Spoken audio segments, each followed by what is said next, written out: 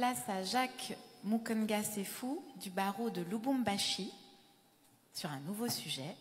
La neutralité est-il une forme de lâcheté par la positive?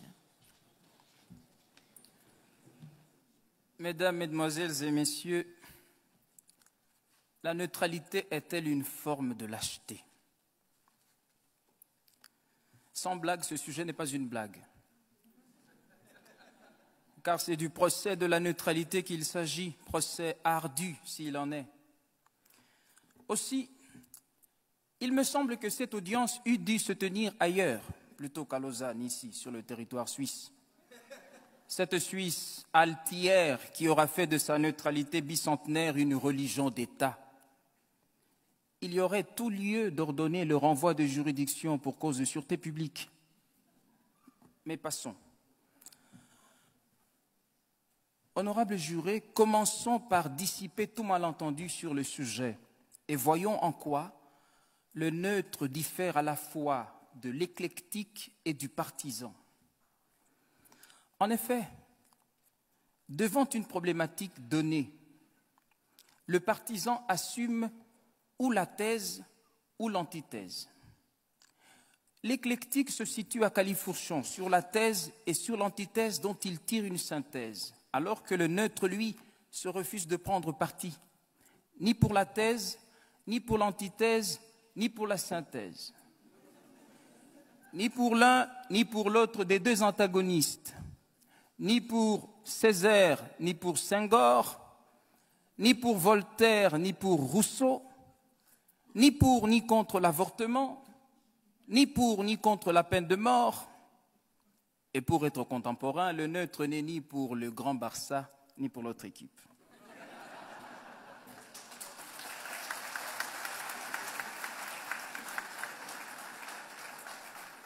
Je sais, oui, je sais.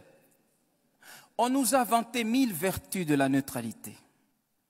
On a répandu que la neutralité serait la sagesse de la prudence ou la prudence de la sagesse, que la neutralité préserverait de la vengeance, de l'affrontement, qu'elle garantirait la paix républicaine. On a même soutenu que la neutralité serait gage de crédibilité. Mais non, ce n'est là qu'une péroraison tonitruante. À dire vrai, Dieu sait que toute neutralité cache une lâcheté qui a honte à s'avouer. La neutralité, c'est de la lâcheté. Est-il besoin de le prouver? En fait, vous le savez bien autant que moi, la raison humaine est jugement et le cœur humain est parti pris. Il en résulte qu'aussitôt qu'éclairé par les données d'un débat ou d'un conflit humain, on ne peut pas ne pas prendre parti.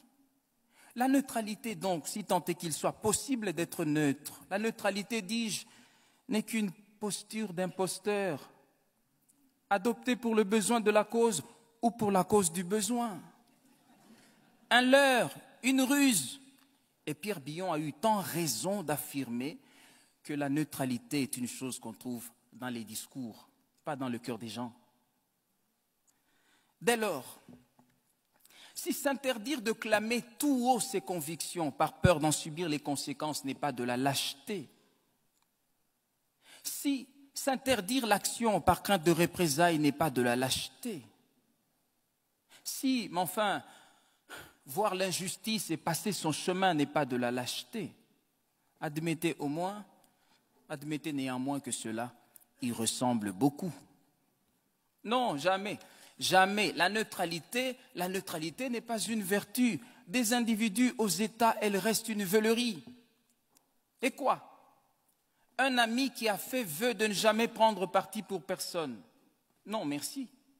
Et en quoi serait-il donc mon ami, lui qui ne porterait pas sa part de mon malheur?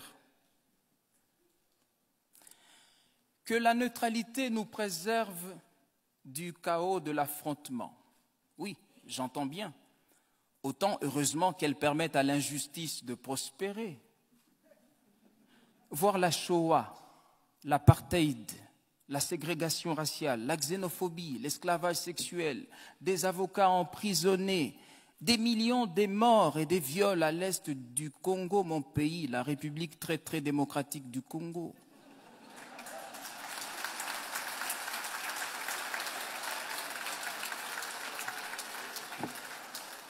Mais oui, voir tout cela et passer son chemin. Ah oui, mais c'est cela l'héroïsme de la neutralité. Et dire que la paix perpétuelle de certains est à ce prix, comme si, au-delà de la patrie, il n'y avait pas l'humanité. Vous savez, un régime qui opprime son peuple aurait tout à gagner que des États tiers demeurassent neutres au conflit. Mais Desmond Tutu considère avec raison que si vous êtes neutre dans les situations d'injustice, vous avez choisi le côté de l'oppresseur. Car la neutralité aide l'oppresseur, jamais la victime. Alors, on m'objecterait volontiers que la neutralité nous aurait épargné l'enfer libyen, l'Irak, l'Afghanistan, le Darfour, les migrants.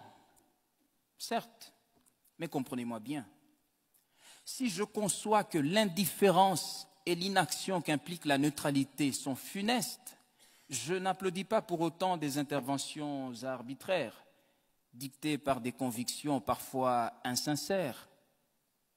Et encore, toute parturition d'un monde nouveau n'est-elle pas douloureuse? 620 000 soldats tombèrent sur le champ de bataille durant la guerre de sécession qui déchira l'Amérique de Lincoln. Mais il y avait un message de justice dans le crépitement de chaque balle tirée durant cette guerre-là.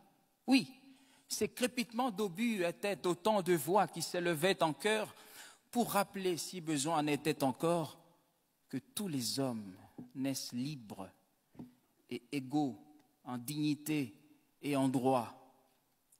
Les Noirs aussi.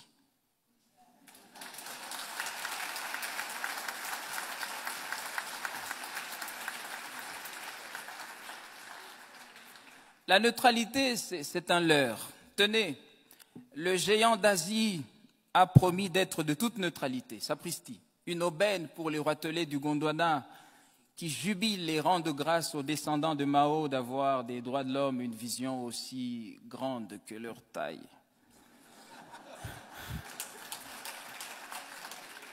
Mais ne vous y méprenez pas.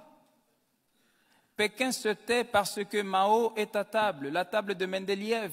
Et en Afrique, lui dit-on, il est impoli de parler quand on mange et mal poli de jaser la bouche pleine.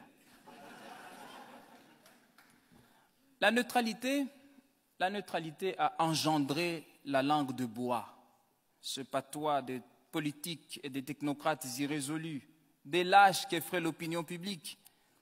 Ils disent aux uns, vous avez raison, et aux autres, vous n'avez pas tort.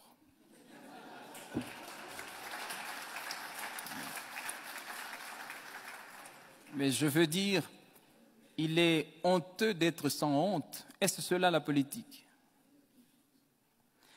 Voilà, mesdames et messieurs, il ne me reste plus rien à prouver. Oh, que si! Vous rappelez que Dieu même a en horreur la neutralité. Ainsi, parce que tu es tiède et que tu n'es ni froid ni bouillant, je te vomirai, déclare-t-il.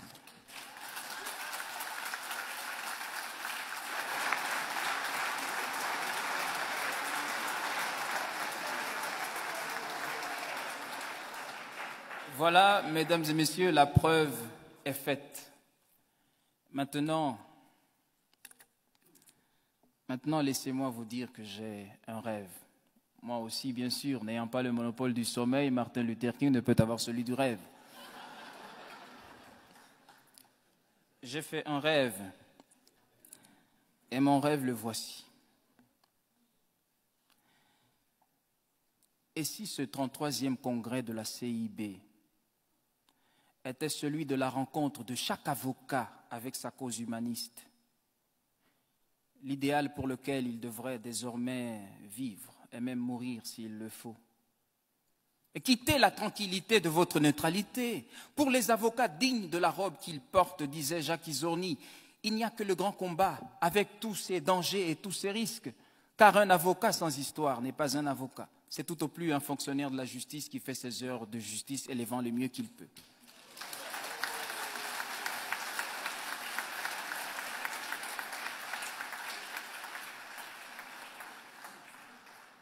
Quittez le confort de votre neutralité et descendez dans l'arène, vous mêlez des choses qui ne vous regardent pas. L'humanité vous en saura bien gré. Comme Zola pour Dreyfus, accusé. Comme Voltaire, donnez à graver cette épitaphe, il défendit Calas. Comme Sartre, Che Guevara, soyez de tous les combats. Comme Mandela, quittez votre robe d'avocat s'il le faut et allez vers le large. Et comme Vergès, sauvez Jamila et épousez-la.